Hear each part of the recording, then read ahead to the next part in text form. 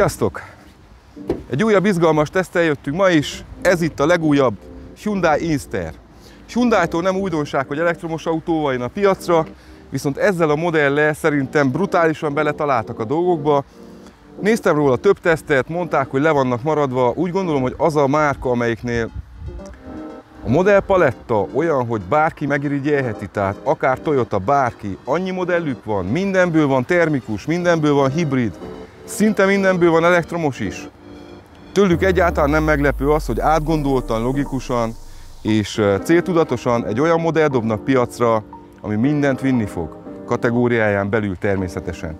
Már oldalról is látszik, pont onnan nem a kedvencem, de oldalról is látszik, hogy egy sokkal nagyobb autó a kategória társainál, egy Springhez képest több mint 20 centi különbség van, ez egy teljes értékű, 4 személyes autónak számít.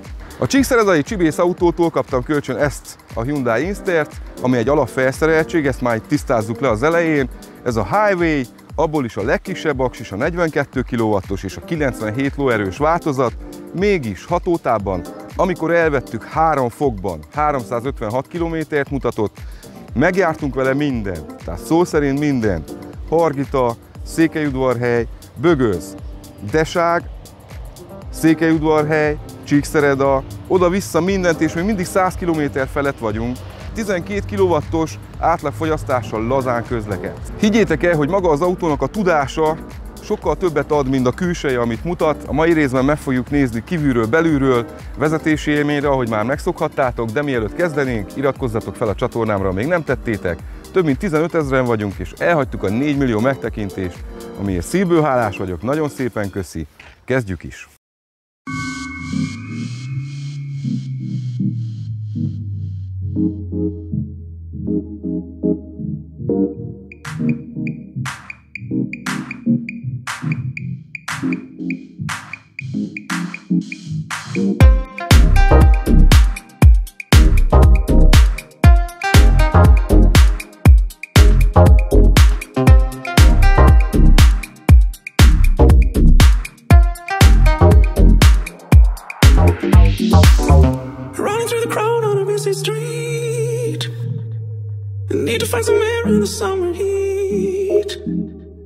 Kezdjük a külsejével, és abból is a kedvencemmel, vegyük az orrészt. Figyeljétek meg, most így letakarom ezt a felső felét, most próbáljátok meg nem elképzelni. Tehát teljesen ezt a felső felét engedjétek el, ez az alsó rész itt egy régi amerikai pick-up. Nem tudom, Chevrolet, Ford, vagy melyiknek volt ez a két nagy kereklámpás, tényleg marcos eleje, kilaposítva, ez az autó ezt nagyon hozza. Ezek a felső kis kockák, amik emögé a műanyagos üvegezett cucc mögé vannak betéve, ez konkrétan a kanyarjelzője, vészjelzője, a Hyundai logó egy az egybe síkba bele van simulva ebbe a kis díszbe.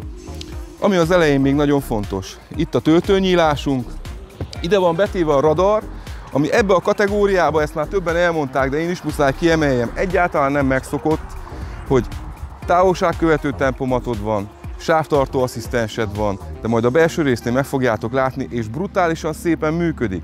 Tehát ez az autó konkrétan egy játék. Én ezt kell mondjam, hogy játék vezetni. Árához képest, ami most a roncsprogrammal 13 000 euró, brutális. Na de térjünk vissza az elejére. Nappali menetfényeink teljesen ledesek, ebbe az alapfelszereltségbe az alsó lámpatesteink, maga a rövidfény és a hosszú fény nem ledes, de kérhető ugye egy magasabb felszereltségi szintben is. Ennek az autónak is több mint 17 centi a hasmagassága, úgyhogy sehol nem volt olyan gondunk, hogy elírja az alját, nem merjünk bemenni. Több mint 2,5 méteres tengelytávjával sincs semmilyen akadály előtte. Alul itt kapunk 2 darab olyan műanyagot, ami tulajdonképpen egy aktív hűtés szolgál. Ami még érdekes részlet, az a motorháztetőn, ez a két kis törés, ami a legtöbb autó esetében mindig ferde, és valahogy beleolvad az elejébe, bentről egy régi izomautónak a feelingjét kapod meg konkrétan, hogy így kiugrik. Ha megfigyelitek, akkor maga a terepesítés időzőjelbe, tehát a műanyag védelem, ami az autónak az alját, küszöböket, kerékjáratokat mind védi, az már innen elindul az első spoilerből, innen a túlnyúlás elindul, feljön itt a sárvédő íven, itt nem tudom ez mi, fogantyúszerű cucc, hogy akkor négyen megfogjuk az autót, ahogy Csongi mondta, és így felemeljük, sarrébb tesszük, de nem olyan könnyű és nem olyan kicsi autó, mint amire gondoltok. Tehát sok mindenki a kis elektromos autóban a spórlást, a gyenge anyaghasználatot, a sok műanyagot és az újrahasznosítást látja. Ez az autó ez nem erről szól, ezt most mondom. De egy teljes értékű autónak érzed. Számomra olyan, mintha a pattintott kőkorszakból emelték volna át itt ezt a kockát. Nagyon-nagyon gyenge, régi hatása van, ilyen várszerű, mintha kicsik lennének az ablakok, pedig belülről brutálisan jó a kilátás, majd meglátjátok. Ez a B-oszlop, hogy egy araszos, hát ezt nem tudom felfogni, hogy ez miért. Miért nem lehettek innen az ablakok, hogy valahogy nézzen ki, vagy akkor, ha már így jön, akkor lehozom egészen, hogy ne tűnjön fel annyira, nem, még visszakanyarítják, tehát nem tudom felfogni ezt az egészet. Itt alul ezt az ívet megértem, szépen a boka vonalnál egy picit bennébb ugrik, sziluettje lesz, le van védve kővédőfóliával, gyárilag. Ez sem mindennapos dolog, de ezt az ablakrészt, ezt a megoldást itt fölül, ezt nem tudom, nem tudja befogadni az agyam még mai napig. Előről, hátulról imádom. Jó, alufelnik. Alapból 15-ös felniket kapunk hozzá, műanyag burkolattal, de lehet kérni hozzá 17-es gyári felnit, alufelnit is. Szerintem a mi környékünkre ezzel a 15-össel tökéletes úgy, ahogy van. A hátsó ajtó fogantyúja ugye el van innen tüntetve, ezt már rég ismerjük. Mikor más tér vissza a régihez, ők felköltöznek, szép nagy szögben nyílik az ajtó, mind a két oldalt, majd be is fogok ülni, hogy nézzétek meg, csak egyszer járjuk körbe. De az első ajtónak is milyen íve van, öcsém. Tehát ezen, ha ekkora hasam lenne, most ne vegye senki magára, de tényleg, ha nagy hasad van is, úgy ülsz bele, ahogy illik. Megegyezhetünk benne, hogy a hátsó rész az egyik legjátékosabb, legszebb része az autónak. Ezt már többen át is beszéltük Csongival is, még ismerősökkel is, hogy valahogy itt van az arca neki, amit eltaláltak teljesen. Tehát ezek az Ioniq és a Hyundai elektromos modelleiből ismert kockalámpácskák nagyon megadják a stílusát, ugyanúgy, mintha letükrözték volna az elején ezt a Chevy pick-upos részt, mint hogyha ez tényleg egy öntőformáról jött volna le, ugyanúgy bekerültek ide a kereklámpák, a ködlámpa, tolatólámpa, és itt is ugyanúgy síkba fut a Hyundai logó, nagy hátsó ablakunk van, kis autóktól megszoktuk, hogy hátul általában ekkora ablakot kapunk, itt azért figyeljetek arra, hogy szépen kilássunk az autóból, és ha felnyitjuk, 280 literes csomagtartónk van, amit 350-ig lehet bővíteni, és ha megfigyelitek, ezek a tipikus magas dobozok, amiben mostában minden egyes árucs, mindent küldenek, még az is lazán befér úgy, hogy a kalaptartó rá tud csukódni. Én amondó vagyok, hogy egy ilyen kicsi autónak, amellett, hogy figyeljetek arra, hogy mind a két oldalon legyen csomagtartó lecsukás, egy ilyen csomagtartó bőven elég, és 4 személynek arra a használatra, egy kis kirándulásra, tényleg hűtőtáska, váltásruha, 1-2 játék lazán befér ide is. Ez az autó, ez nincs a városra korlátozva, ez nagyon fontos kiemeljük. Szerintem nagyon szép ívek vannak, itt is a kerékjárata, hogy kiugrik. A régi Renault 5-ösökre emlékeztetően, de kiugrik, aztán itt visszaugrik a csomagtartóba, lesz egy ilyen háromszöges, érdekes, töréses jelenet, nagyon szép. És nem tudom, láttátok-e az előbb, hogy amikor kinyitottam a csomagtartót, akkor a pozíció lámpákról átvált az alsó lámpára, arra a 2 kis csíkra, már csak azért, hogy nehogy elüssenek. Nincs, ami mutassa, hogy hol az autó, tessék, átvált oda, szépen apró gondolatok, amit el szoktam mutatni, szépen van befejezve, nincs kisporolva az anyag, vastag géder, jó a szigetelés, és műanyag, hogy ne koptassuk le a festéket. Hátsó üléstér.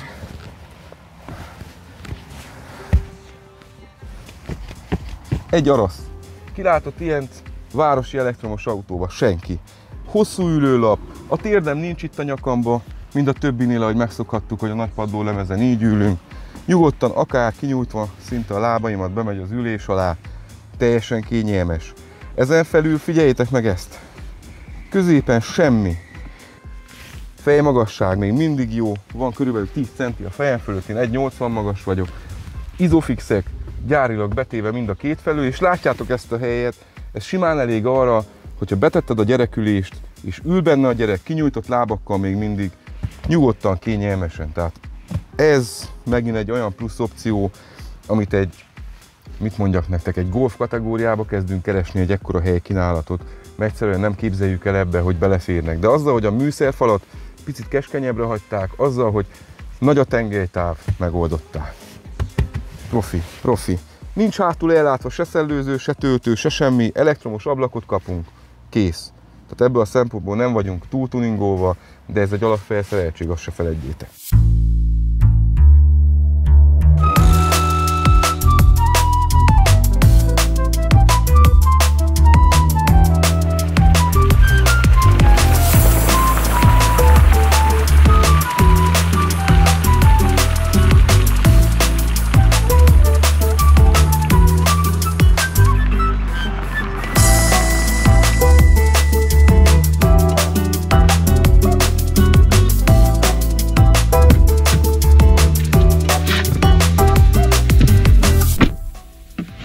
Behuppansz. Jó, nem egy X5, de egy Springhez képest, Citigohoz képest ez egy luxusautó. És nem hazudok, tényleg luxusautó azokhoz képest. Olyan kezelőszerveket, anyagminőséget kapunk a kicsi városi elektromos autókhoz viszonyítva, hogy úgy érezzük, hogy egy középkategóriát kezdi súrolni az autó.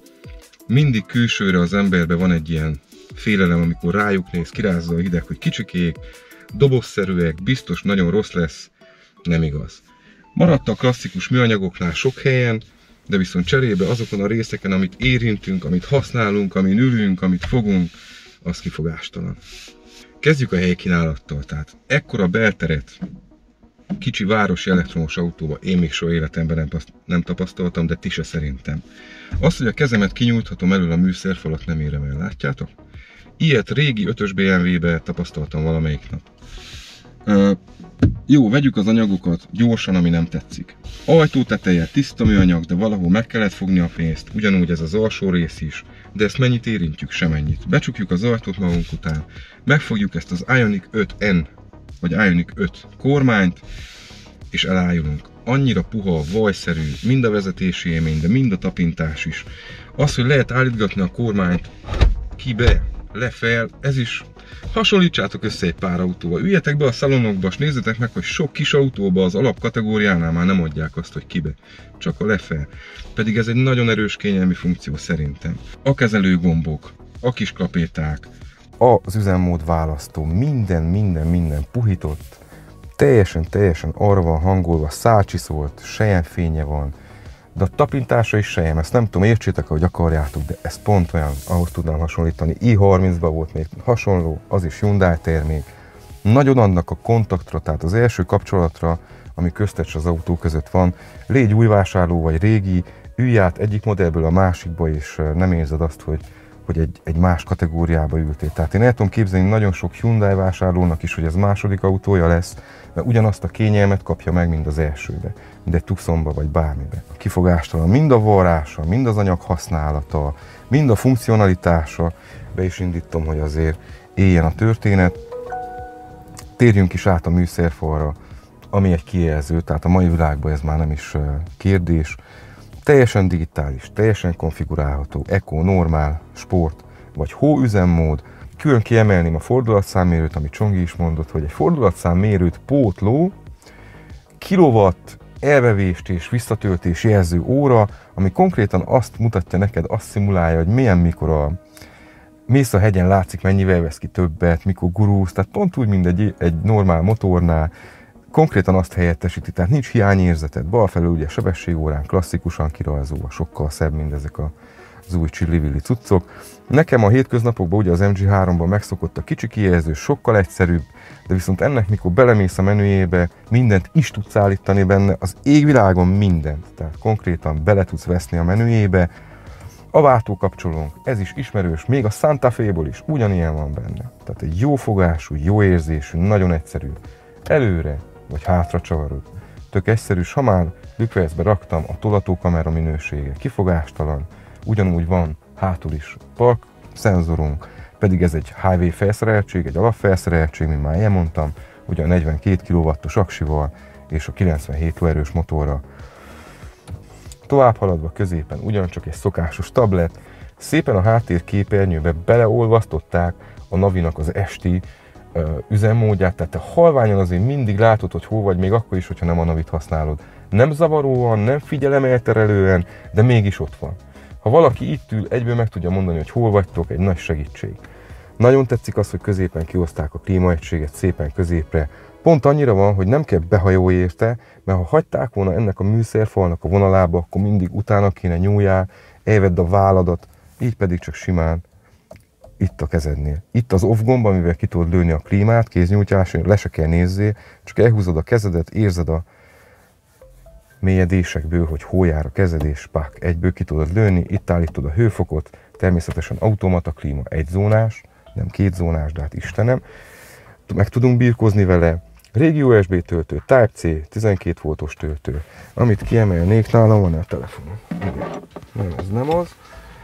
Tudsz adni egy telefont, légy szíves, mutassuk meg, hogy itt középre kaptunk egy akkora nyílást, hogy elnyeli idáig a kezemet. Tehát ha azt hinné valaki, hogy hülyeség, ide befér a telefon úgy, hogy gumírozott alja van. Nem töltős, de ott egy gumírozott aljú, köszi szépen. Gumírozott aljú rész, ami nem engedi, hogy csúszkáljon. Középen a térdedet nem ütött bele semmibe, ugye? Nincs egy olyan középkonzó rész, ami egész úton neked a térdedet döfködjes, ezzel az autóval el tudsz menni 350 km-t. Tehát nyugodtan elmehetsz vele hosszú útra, ott pedig már megérzed. 100 km alatt azért már lesúrolja a térdedet a műanyag. Itt nem lesz, ami lesúrolja, mert légüres tér van. Ez a megoldás középen az üléseknél, hogy ide kinyújtották és belerakták a két pohártartót. A világ legjobb megoldása. Picit hiányzik a könyöklő, ha hosszúba mész. Mondjuk ezt a kormányt is úgy tudod fogni, hogy beleakasztod a két ujjadat, és nem hiányzik a könyöklő. De, ha megfigyelitek, a heles doboz látszik.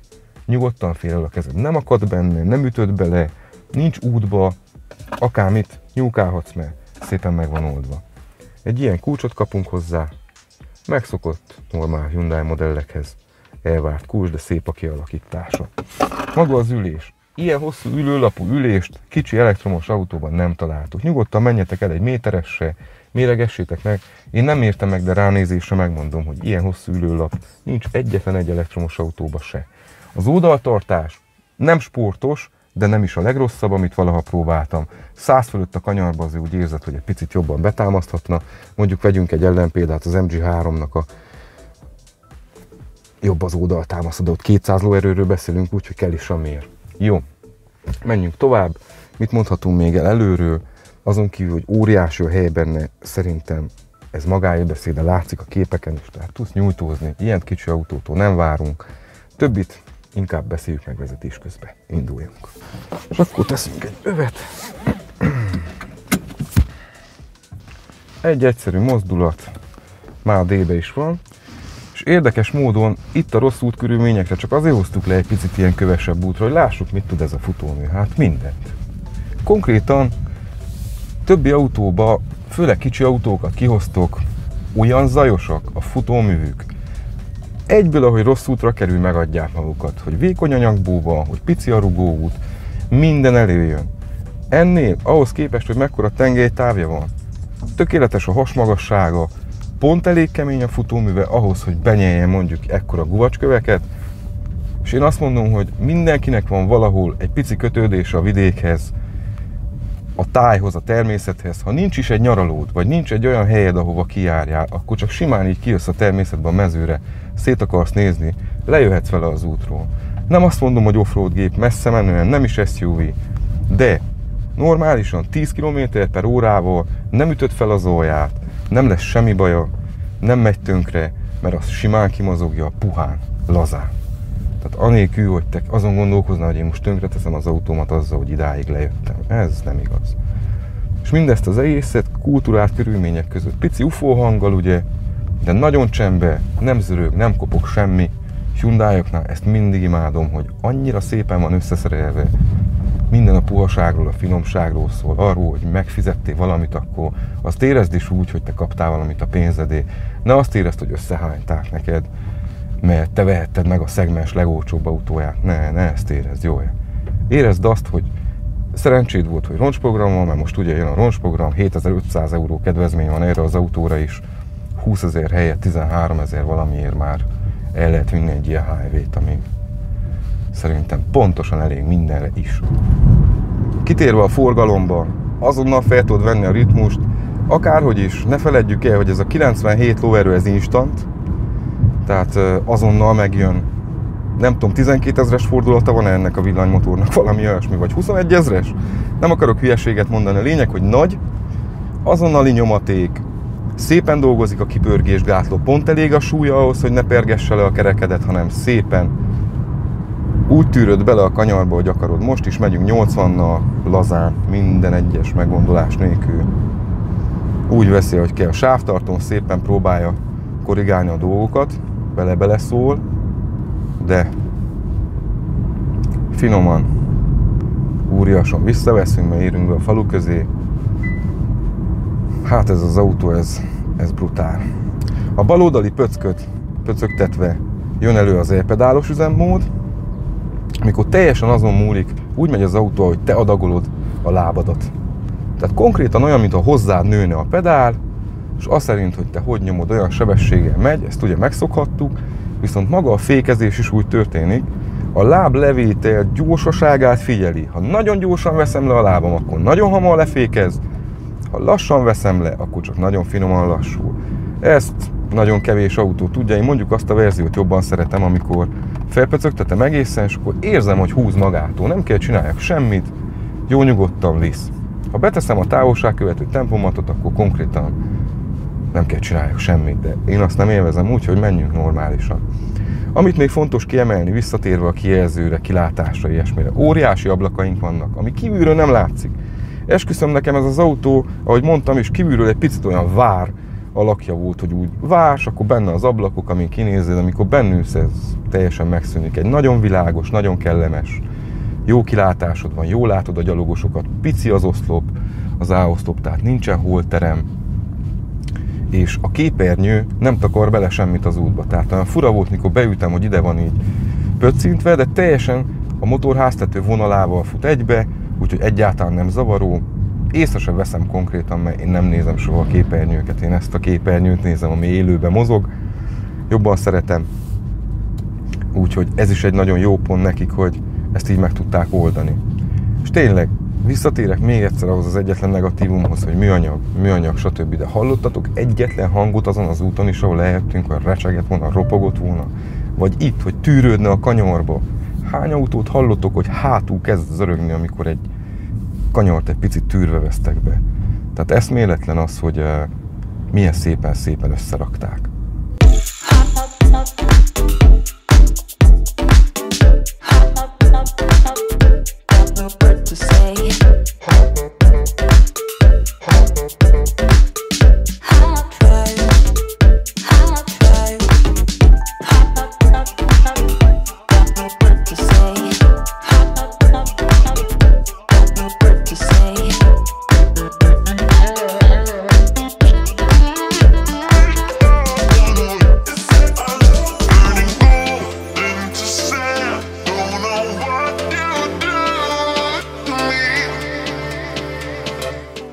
Nagyon-nagyon kényelmes a városba is használni, soha nem érzed azt, hogy túl közel mész valamihez.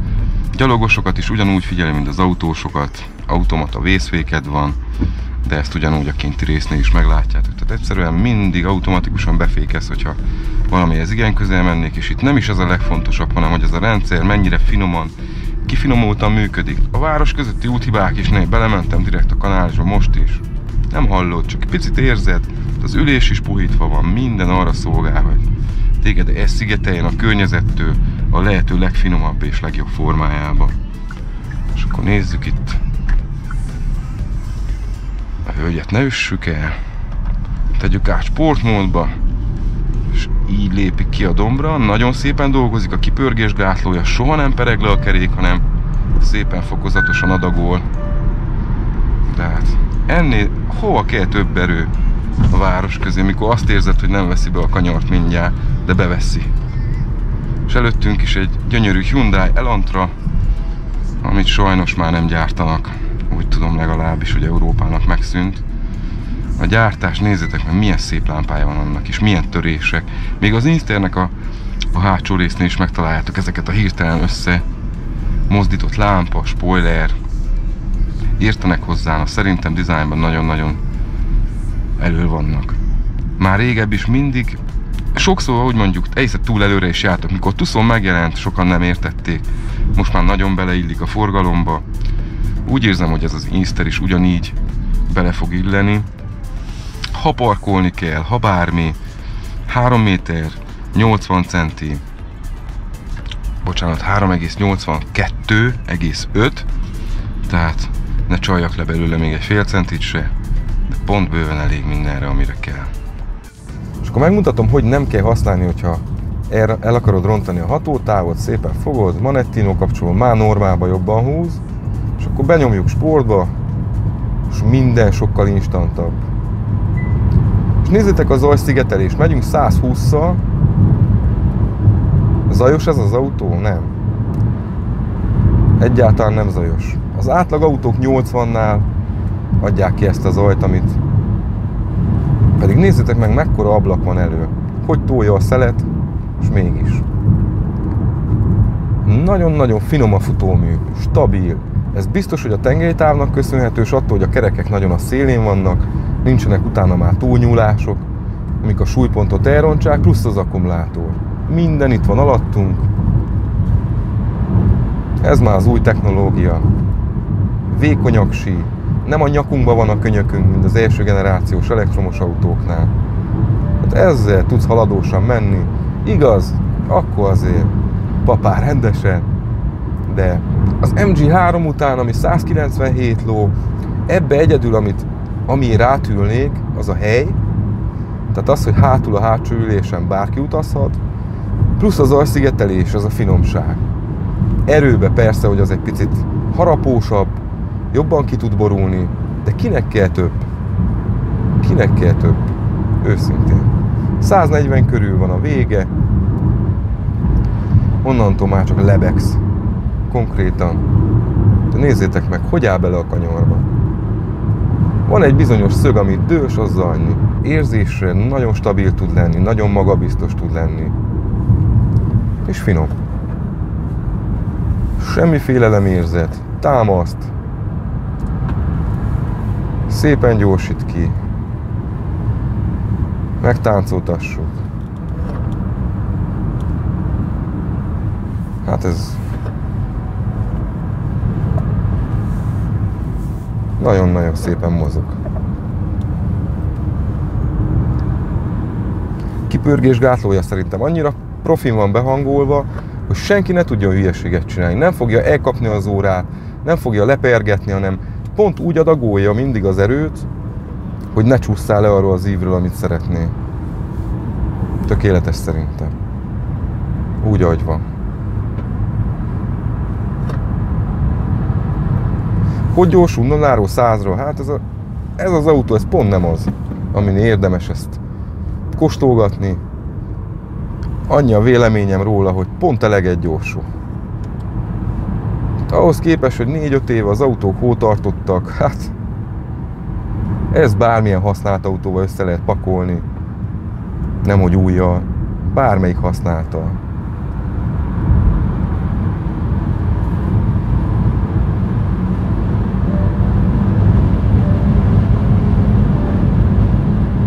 Úgy megyünk, ahogy akarunk, de egy vonat. Rendesen azt érzed. Mindegy kicsi vonat úgy megy ezen a gyönyörű napon. Kinek ajánlom ezt az autót? Mindenkinek, akár második autónak, akár harmadik autónak, negyediknek, ha fussa rá. Aki a legjobb kommentet írja arra, hogy neki milyen élményt adott az Inster, kipróbálta, ő miért venné meg, mi volt a legszebb tulajdonsága, mit vett észre rajta. Nálunk nem volt olyan sokat, 2 napja van nálunk az autó, és valószínű, hogy hónap már visszük is vissza, tehát nem volt annyi időnk beleköltözni, hogy megnézzük, hogy minden egyes porcikáját, de nagyon megszerettük. Tehát ez az autó, ez nagyon használható, nagyon azt a hatást súrolja, amikor már egy józan gondolkodású ember is azt mondja, hogy hát egy ilyet lazán érdemes tartani. Akár úgy, hogy felszerelek egy 7 kW-os falitöltőt otthonra, onnantól már tényleg azért repül a dolog. Pár óra alatt maximum van még otthon is. Kaptatok mégis egy összképet arról, hogy milyen ez az autó. Hogy mennyire sokszínű, hogy mindenhova elvisz, hogy nincs olyan akadály előtte, ami egy logikus embernek a gondolkodásával nem legyőzhető egy ilyen autóval. Gyorsan töltődik, jó a hatótávja télen is, nem csak nyáron, nagyon fontos. Jó a helykínálat, 13 000 euró körül mozog most roncsprogrammal az alapfelszereltségén, és ezt ajánlanám mindenkinek. Nem hiszem, hogy szükség lenne arra a plusz 20 lóerőre, vagy arra a picivel több hatótávra, ha így is úgy is a töltését meg tudtuk oldani. Bármilyen lakóháznál reggelre feltöltődik, gyors töltőnél 40 perc alatt 80%-ra tud töltődni. Mit mondjak? A Hyundai megint megcsinálta, csak ezt tudom mondani, mert nem volt olyan modelljük az elmúlt pár évben, ami rosszul sikerült. Mondjatok egyet, tehát tényleg az összes autójukra odafigyelnek, mint hogyha egy nagy stáb végignézne rajta mindent, hogy ha bele is tudsz kötni, ilyenekbe tudj belekötni, hogy oldalról nem tetszik. És akkor a többi minden tökéletes. Minden. Anyaghasználat, minden. Szevasztok. Na, ennyi volt mára. Köszönöm szépen, hogy velem tartottatok, és Csongi valaki a kamerák mögül általában üdvözöl titeket. Szevasztok. Minden jót, jó autózást, vigyázzatok magatokra, stb. Iratkozzatok fel. Jövő héten. Igen. Következő videóban találkozunk, reménykedünk benne, hogy egy BYD modell lesz, de majd az idő kiadja. Sziasztok!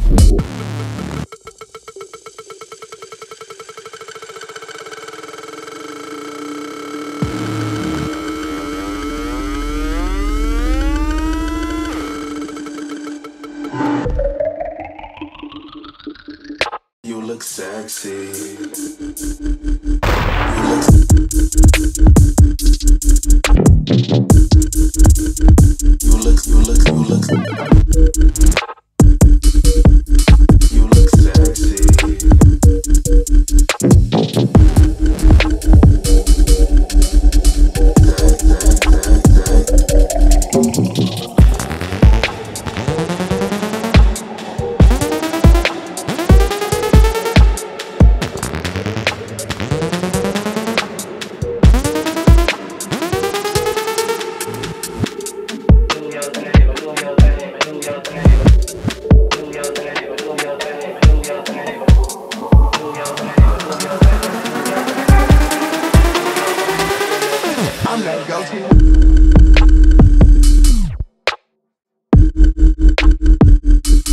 I'm that go-to when she